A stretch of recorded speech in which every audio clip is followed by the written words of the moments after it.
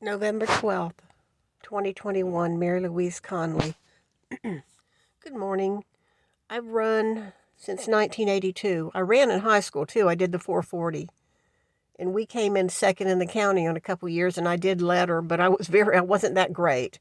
But we were expected, if we were A heat, B heat, C heat, D heat. That's heat. That's your level. Pull in as many points as you can. You do as hard as you can at your level. So I learned that. Let me take these glasses off.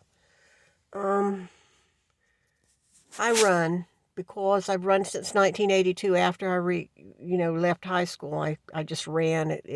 My family is subject to depression. My family is subject to heart disease. So running was always a good thing. Anyway, I'm going on a walk this morning. But back when I ran the marathons in 95 and 96, you had to run a certain number of miles every week, maybe 30, 40 miles. So I had this run along San Jose. What you're looking for in a run is not to have a lot of intersection, not to have a lot of traffic, and to be off the road. I would run from San Marco down to, I knew certain gas stations that would let you come in and use the facility. I knew certain vacant lots because when you're running that far, another thing they do to you is they say, stay hydrated, stay hydrated. So you're drinking a lot of water because you want to stay hydrated. You don't want to overhydrate. There's another situation where you can overhydrate.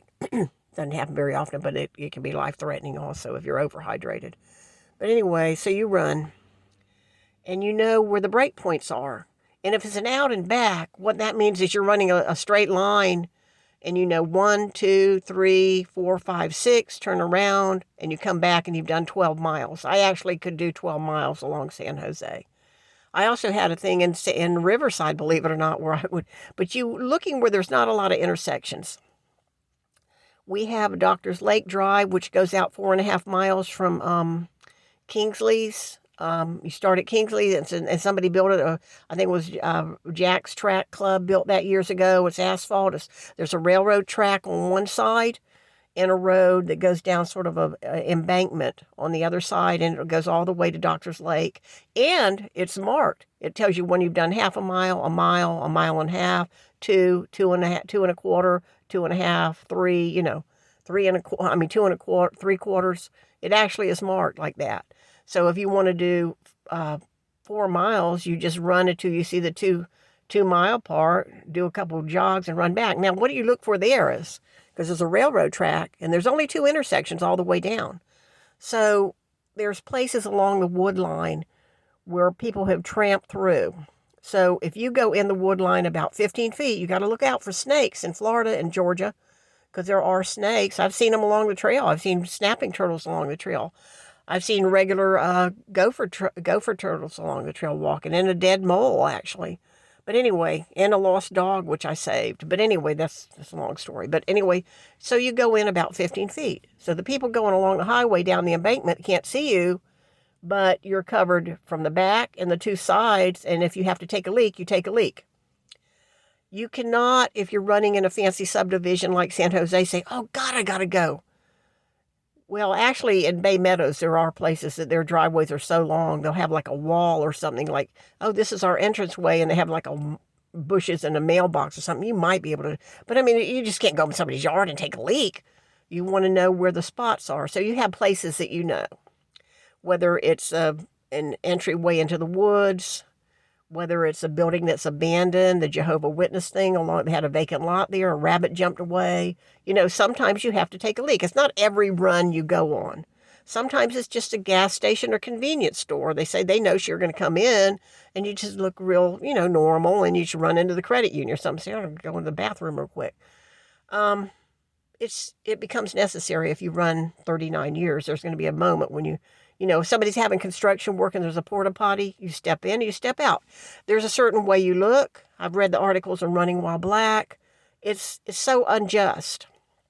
You'd have to be some kind of idiot to think somebody's done something. This man, the kid, that was his 2-mile and 2.25-mile mark.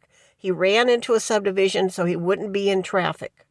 That's a nice subdivision. It may not have been gated, but there were wide, oak-lined streets, cool. The temperature that day reached 65. You need a running person to explain this because I've run 39 years. You have, if it's an out and back, you have a place that you may stop for a minute. If you're large, like I'm not skinny, my shoes after a certain amount of time wobble and wobble because it's called pronation or supination. Your foot is like a ballerina's foot. It kind of turns inward. So over time, the pounding, which is 4 times your body weight each time you hit the ground. So if you're 150, that's like up to maybe 400 pounds hitting the ground each time you run, because it hits with that much force if you're going super fast anyway. So your shoes get a little loose at the tongue, so you have your turnaround spot. At your turnaround spot, you take a moment, maybe adjust, if you've got a girl, you adjust your jog bra, and you relace your shoes a little bit over the arch, because I have high arches. So those shoes can become loose after 2.5 miles. A little loose, not super, but you might want to readjust them, take a moment, and know that now you're headed back home. So you have a place, if it's an out and back course, so you have to think, okay, well, I'm going to have the traffic when I hit Highway X, so I'm going to have to look at the traffic there. I hate that sidewalk. I'd rather run on asphalt than concrete. You'd rather run on asphalt than concrete. You know where there might be a water fountain. If you want to, I've had sunscreen get in my eyes, stuff like that. So 39 years of running. I don't know. It's just sad. As a human being, when our school went up, we had Stonewall Jackson Elementary. We'd go in there. We weren't supposed to. We were like 9, how old? Maybe 11. And my little friend was like 7. And we walk around the school because it was going to be our school. So we want to see what it looks like. Where's the cafeteria? What are the bathrooms like? The smell of enamel paint, the smell of dust and logs. Another thing is, since you can't just take a leak in somebody's yard, if you see a pile of woods, a pile of bricks, a wall, and you can step back there and it becomes on your 5th run, you say, oh, shoot, I got a tinkle. Sometimes you just wear black plants and suck it up. You know where the dempsters are. You know where there's azaleas that you can kind of go into. You know where things are in an emergency situation. But you sure as hell don't expect you're going to get shot while you're out running. Running is a certain way of movement, a certain look of clothes that you're wearing, a loose fitting, little shorty shorts. I mean, I don't understand. Special shoes. You can't just pick up a pair of Keds and put them on and go running.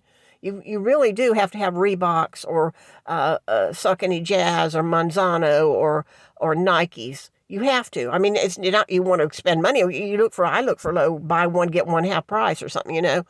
So I've never bought the fancy things, but Reebok Classics were wonderful. They're nylon, they're lightweight.